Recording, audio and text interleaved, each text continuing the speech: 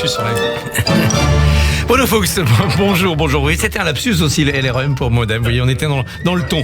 La situation évidemment est loin de l'humour. Le président de la République hier s'est adressé aux Français pour expliquer et donner la portée des événements en Ukraine. Ces événements sont le signal d'un changement d'époque, a-t-il insisté. Il est donc impossible d'espérer un retour rapide à la normale ? Oui, il y aura un retour à la normale, j'imagine, mais personne ne sait, personne n'a la tête de Vladimir Poutine. À partir du moment où vous avez quelqu'un qui est incontrôlable et qui donc dicte l'agenda et la stratégie, vous devez essayer de faire face à cette stratégie. Donc on ne peut pas revenir à la normale sans que Poutine ne dise quel est son agenda réel et le temps qu'il va y mettre. Et nous improvisons en attendant ? Non, on n'improvise pas. On fait face aux situations auxquelles on est confronté. Donc il y a peu d'improvisation. Il y a de la réponse assez rapide, très réactive. On l'a vu avec l'Europe, une réactivité inégalée jusqu'à présent.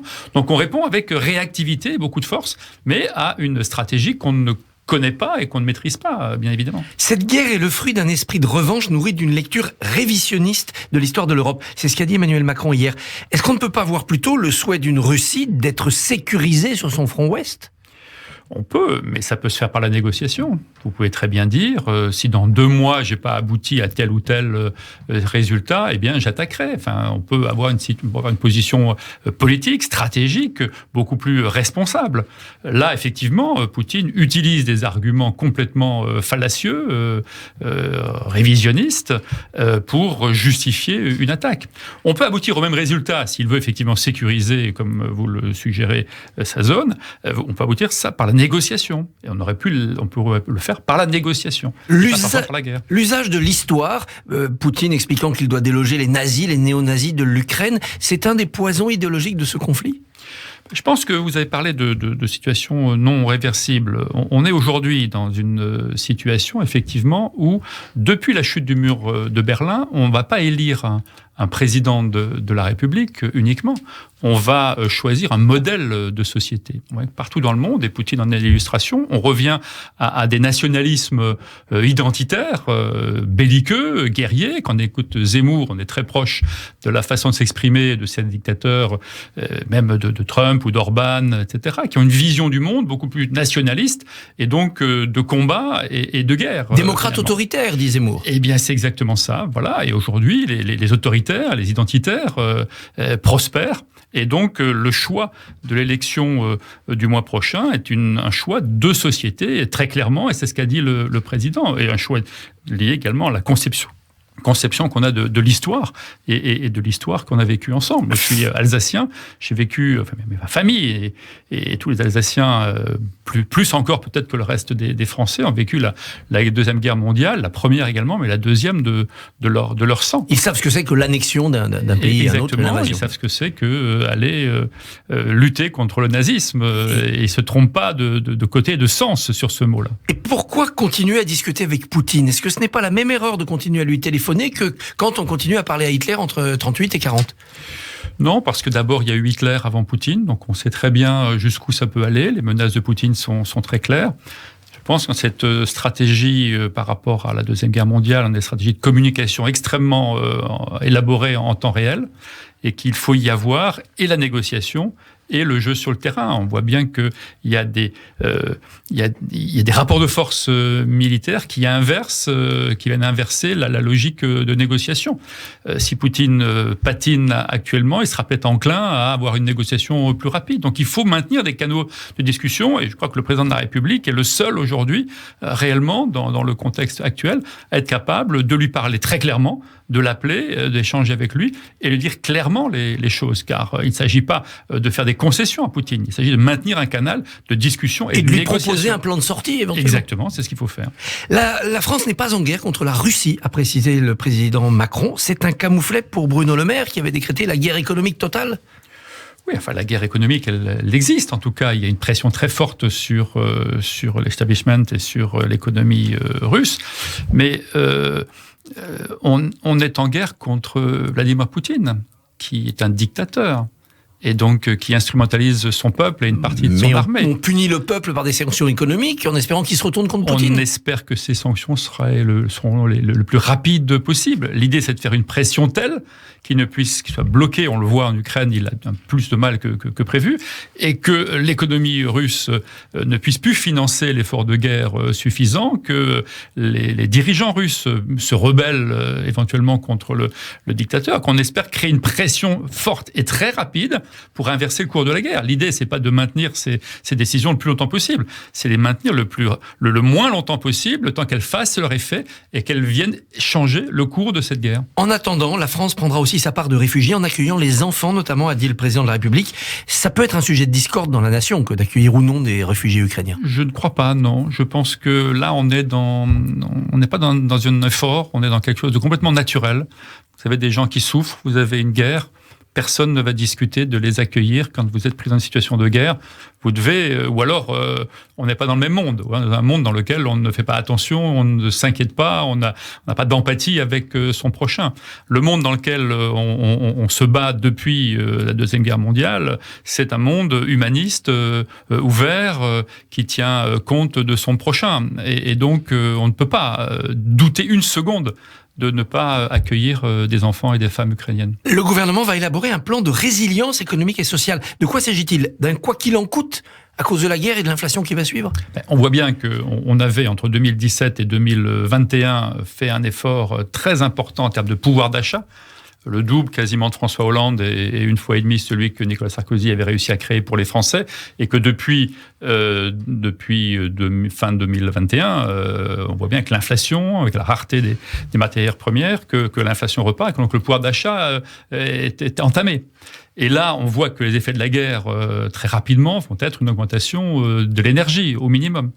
Et donc, il faut effectivement un plan très fort, comme on l'a fait pour le Covid, pour venir amortir, comme vous le dites, l'effet de la guerre. Dans ce cadre-là, comment le président peut-il se déclarer candidat et faire campagne pour la présidentielle ? Il est candidat, il va l'être d'ici demain soir. Donc après, c'est une question de communication. Comment il va se déclarer ? Il faut faire au plus simple. Question.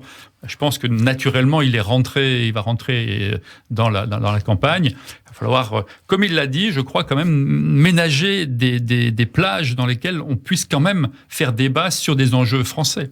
Parce que si vous ne faites pas le débat dans la campagne électorale, donc si le débat public n'est pas suffisamment animé et riche, ce débat, il aura lieu dans les 5 ans à venir et peut-être d'une autre façon. C'est-à-dire que la crise internationale ne nous protège pas d'une explosion sociale éventuelle ? Du tout. Pour l'instant, là encore, il n'y a pas de crise sociale possible quand il y a une guerre à nos portes. Mais une fois que la situation sera stabilisée, là, on reviendra à des sujets franco-français. Le président a dit hier, cette campagne permettra un débat démocratique important pour la nation, mais ne nous empêchera pas de nous réunir sur l'essentiel. Est-ce une manière d'appeler à voter pour lui, à faire corps autour du chef de l'État, au moins au second tour ? Bon, chacun fera ce qu'il veut en termes de choix électoral, mais on est là dans une situation où clairement, et on l'a vu à l'Assemblée nationale mardi, lorsqu'il y a eu le débat sur l'Ukraine, avec des positions quasi unanimes sur la stratégie que les Français mènent actuellement dans cette guerre. Donc là, il fait référence à quelque chose de naturel, là encore. Quand on est agressé, il faut l'unité nationale est absolument essentielle. Et c'est le cas actuellement, quasiment. Et du coup, est-ce qu'il ne faut pas aller plus loin et se dire qu'après cette présidentielle, il faudra ouvrir à la majorité, être presque dans une logique d'union nationale ? Si on est d'accord sur les programmes, oui, mais on voit très bien que parmi les candidats, Jean-Luc Mélenchon, Marine Le Pen ou Éric Zemmour, le modèle de société qui est le leur n'est pas le même, n'est pas celui que l'on partage. Je vous l'ai dit, c'est la première fois depuis la chute du mur de Berlin qu'on est dans un choix qui n'est pas uniquement un choix de personne, avec un choix de modèle de société très clair. Aujourd'hui, très clairement, le président de la République et nous, on défend un modèle de société démocrate, libre, humaniste, alors que d'autres ont un choix qui est plus proche des dictateurs ou des autocrates dont on parle actuellement. Mais ce choix-là de l'autocratie, de la démocrature, quand on additionne les sondages, c'est près de 40% des Français qui l'approuvent. Est-ce qu'il ne faudra pas tenir compte des inquiétudes de ces Français ? Je pense notamment par rapport à l'immigration, par rapport à l'islam. bien sûr. Après, il faut voir effectivement le nombre de personnes en France qui partagent ce modèle de société et ceux qui sont dans l'opposition à un président sortant. Quand vous êtes sortant, vous avez toujours un nombre important de personnes qui ont été déçues par telle ou telle mesure, donc qui sont là pour voter contre vous. Et donc, du coup, ils vont chez l'un ou l'autre de nos opposants. Mais ce modèle de société, effectivement, ça, il prospère. Mais on voit, et j'espère que définitivement, on voit à nos portes que d'avoir professé ce modèle d'un renforcement de la nation, forte de la nation, au détriment des autres, en privilégiant la nation comme Trump l'a fait. Si on vit cette situation-là, c'est aussi en grande partie lié à la déconstruction que Trump a fait durant les 4 ans de son mandat, où il est sorti de toutes les grandes organisations internationales multilatérales. Et donc, il faut avoir cette vision du monde multilatéral, de coopération, et pas une vision du monde d'opposition, de combat et, in fine, de destruction. Donc, ce modèle-là, il apparaît aujourd'hui, et je pense que les Français seront bien inspirés de réfléchir réellement à qui ils vont donner leur voix pour ne pas aboutir en France, prochainement, à des situations type Ukraine-Russie. Et vous, à qui avez-vous donné votre parrainage pour la présidentielle ? François Bayrou, lui, a soutenu Marine Le Pen. Moi, j'ai donné à François Bayrou, c'est un lapsus, mais je voilà, reprenais la chronique de tout à l'heure. Je reprenais la chronique un peu à dessein. Non, moi, j'ai donné mon parrainage à Emmanuel Macron, bien évidemment. Est-ce que vous serez candidat aux législatives ? Est-ce que vous vous représenterez ? Quand on vient de décrire le monde dans lequel on est et la construction du monde à venir dans les 5 ans qui viennent, bien évidemment, je vais essayer de participer à cet effort de reconstruction. Et on le voit, d'une construction européenne qui s'est énormément accélérée et d'un monde de demain qui ne sera plus le monde d'aujourd'hui. Une défense européenne, une vraie défense européenne armée, ça va venir. Une défense européenne, on voit que ça a pris le pas. Également, une réflexion au plan écologique européenne et puis industrielle, sur beaucoup plus d'autonomie européenne sur tous les grands sujets qui nous concernent. Bruno Fuchs, merci, bonne journée. Merci beaucoup, merci à vous.